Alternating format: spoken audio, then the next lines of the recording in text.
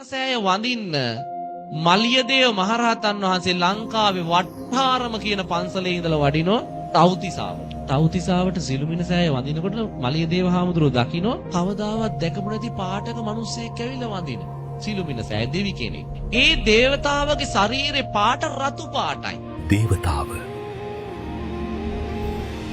ඔබ මේ තව්තිසාවේ දෙවි කෙනෙක් නොවේද? නැත ස්වාමීනි. මා තුසිතයේ සිට සිළුමිණ සෑය වන්දනා කරන්න පැමිණියෙමි. අනේ දේවතාව ඔබ තුසිතේ ඉපදෙන්න කලින් කොහෙද ඉපදිලා හිටියේ? ස්වාමීනි මම ඉපදිලා හිටියේ ලංකාවේ. දේවතාව ඔබ ලංකාවේ කොහෙද ඉපදිලා හිටියේ? ස්වාමීනි මම ඉපදිලා හිටියේ තිසා වැවේ වැව්විස්මත්තේ. තිසා වැවේ වැව්විස්මත්තේ කොයි හරියද? වැලිතාවුල්ලේ. ඒ මහනවනේ. මලියදේව හාමුදුරුවෝ මේ දේවතාවගෙන් විස්තර ඇහුවේ සමීප නිසා. ඒ දේවතාව කියනවා ස්වාමීනි මම මනුස්ස ලෝකේ තිසාවැවේ වැව්තාවුල්ලේ වැලි පොළොව ඉපදිලා හිටියේ උඩා ගෙදරක. මගේ අම්මයි තාත්තයි හරි දුප්පත්. මම පොඩි කාලේ බහතෝරන කාලේ අම්මගෙන් ප්‍රශ්නයක් ඇහුවා. අම්මා මට ඒකට දීපු උත්තරේ නිසා මම පින් කරගත්තා. මොකක්ද අහපු ප්‍රශ්නේ? අම්මා මේ ගස්වල මල් එක එක පාට එක එක සුවඳින් තියෙන්නේ ඇය? මේ බුද්ධිමත් අම්මා මේ දරුවා අහපු ප්‍රශ්නෙට වැරදි උත්තර දුන්නේ නැහැ. දීපු උත්තරේ තමයි පුතේ මේ ගස්වල මල් එක එක පාටට හටගන්නේ වෙන කිසිම හේතුවකට නෙවෙයි. මගේ ලෞතුරා බුදුහාඳුරන්ට පූජා කරන්නමයි. මේ මල් වල එක එක සුවඳ තියෙන්නේ බුදුහාඳුරන්ට පූජා කරන්නමයි. බුදුහාඳුරන්ට පුතේ එකම જાතියක මල් පූජා කරනවට වඩා පාට පාට මල් පූජා කරන එකෙන් පින වැඩි.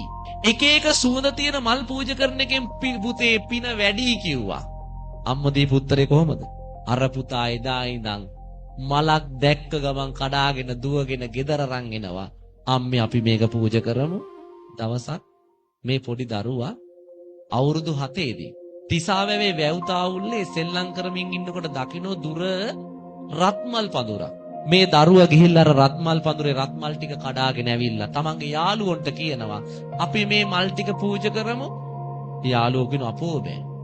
ඔය මල් පූජා කරන්න ගෙදර ගියොත් අම්මලායිත් අපිට සෙල්ලම් කරන්න එන්න දෙන්නේ නෑ අද. ඒ නිසා ගෙදර යන්න බෑ. අපි මෙතන පූජා කරන ක්‍රමයක් තියෙනවා පූජා කරමු. මේ පොඩි එක්කෙනා කියනවා මෙතන පූජා කරන්නත් පුළුවන්. මම පන්සලේ චෛත්‍ය දැකලා තියෙනවා. අපි මේ වැලි වලින් චෛත්‍යයක් හදාගමු. අපි වැලි වලින් මෙතන චෛත්‍යයක් හදාගෙන මේ චෛත්‍යෙට මේ මල් ටික පූජා කරමු. පොඩි එක්කෙනා පන්සලේ තියෙන චෛත්‍ය තමන්ගේ හිතේ මවාගෙන අර වැලි වලින් චෛත්‍යයක් හැදුවා. වැලි වලින් චෛත්‍යයක් හදලා අර චෛත්‍ය වටේට මල් ටික තියලා පූජා කළා. මේ පොඩි දරුවා වැලි වලින් චෛත්‍ය හැදුවත් පන්සලේ චෛත්‍යේ ඒ ධාතු ගර්භය හිතේ මවාගෙන මල් ටික පූජා කළා. ජීවමාන සංඥාවෙන් පින් සිද්ධ වුණා. හැබැයි ඒ දරුවා ගෙනාපු ආවුස එතනින් ඉවරයි. පෙර සංසාරේ කර්මයක් ඉස්මතු වෙලා එදා රාත්‍රී දරුවට උදරාබාධයක්. දරුව රෑ මිය ගියා.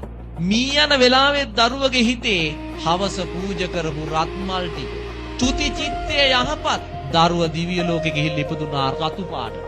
හිත අද එයි මරු පින් කරගන්නේ එලෙසද සෙට මරු නේය සිතන්නේ. ඔය ඇත්තොත් මමත් මැරෙන වෙලාව අපි කවුරුවත් දන්නේ. ඒ නිසා ඒ මැරිලා වැටෙන මොහොත වන විටත් අපි පිනෙන් පොහොසත් වෙලා ඉන්නවා.